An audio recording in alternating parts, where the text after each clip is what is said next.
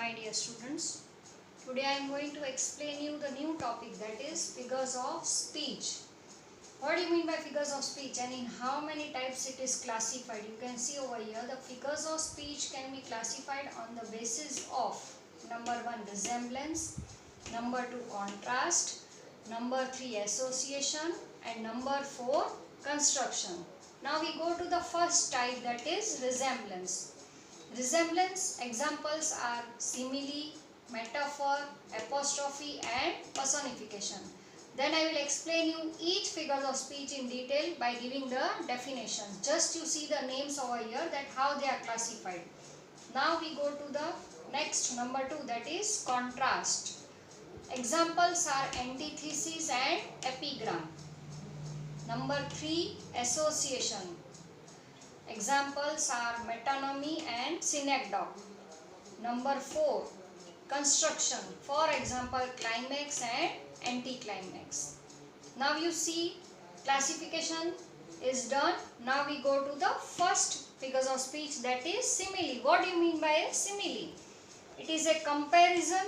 In a simile, a comparison is made between two objects of different kinds which have at least one point in common.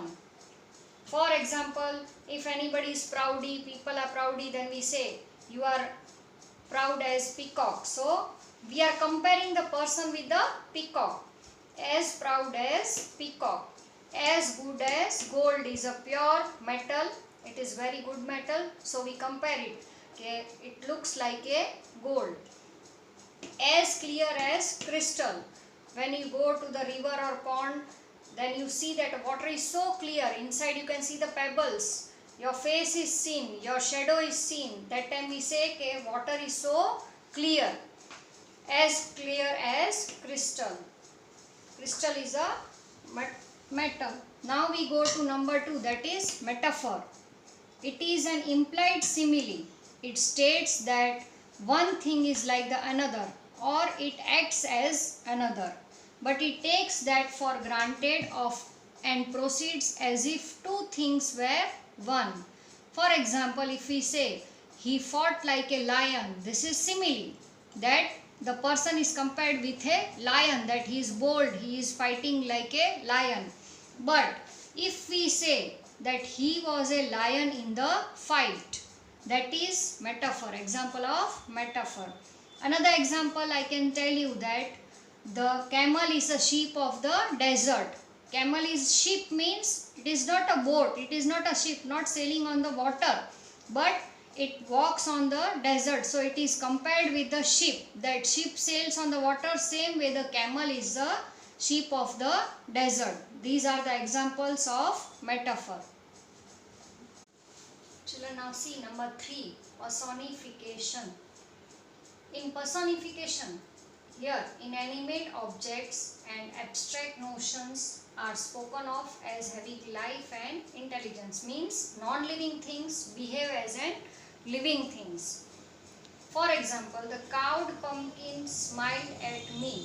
Pumpkin is a vegetable. It can smile?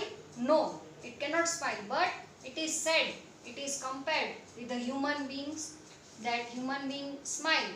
The cowed pumpkin smiled at me. It is this smiling activity is compared with the human being.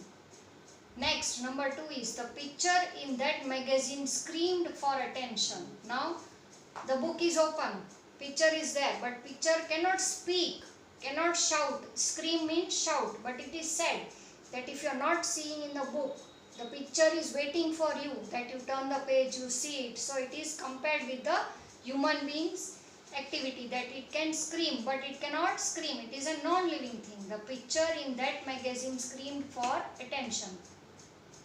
That means it behaves as a human being.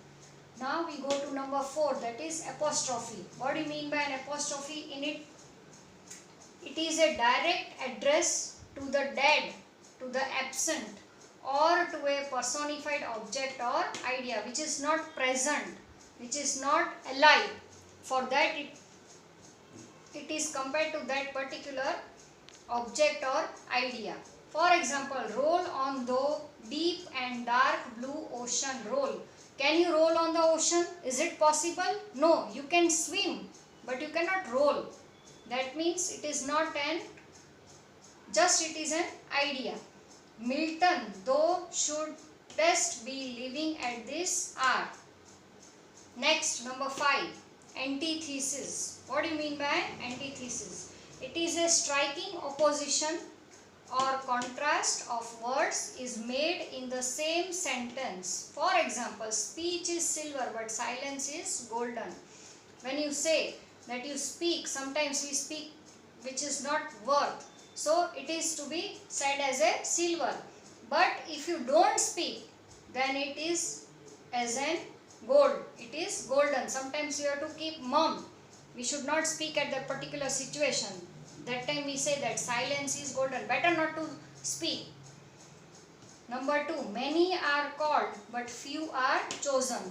When you go for an interview, companies call many people for interview, but few are selected. All are not selected. So many are called but only few are chosen. Means contrast, opposition. You can see many and few. Speech, silence and speech, both are opposite. Same way here, many and few are also opposite. Now we go to number 6, that is metonymy. In metonymy, here an object is designated by the name of something which is generally associated with it. For example, certain things we say, okay, this is for particular that person. Same way, the crown, for example, the crown for the king. The king has to wear the crown. Number 2, blue jackets for sailors. And number 3, the bench for the judges. It is a saying.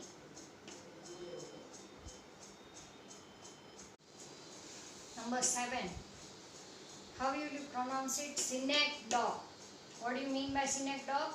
A part is used to designate the whole or the whole to designate a part.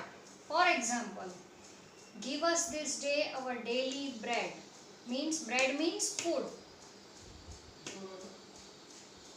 Number 2, a fleet of 50 sail. Fleet of 50 sail means ship. A part is used to designate the whole or the whole is to designate a part. Means a big thing, many things are used as one and one thing is used as many.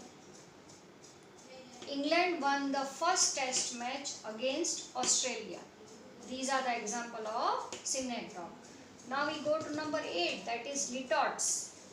It refers to the use of understatement to affirm a particular situation or event with the use of negative opposite.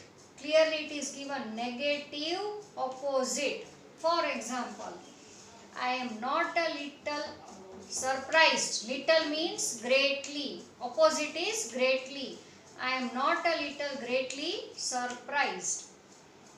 Number 2, Einstein is not a bad mathematician. He is a good mathematician. But to say it is, Einstein is not a bad mathematician. Clearly it is opposite negative. You can see from these 2 examples. Now we go to number 9, that is interrogation. What do you mean by interrogation? Question sentence. You have learnt already in grammar that question sentence are called interrogative sentences. Now this is the figures of speech. Asking of questions, not for the sake of getting an answer. Just you have to you speak the question but not required an answer. But to put a point more effectively. For example, he passed sleepless night. It's just a saying that yesterday he didn't sleep whole night, he was awakened.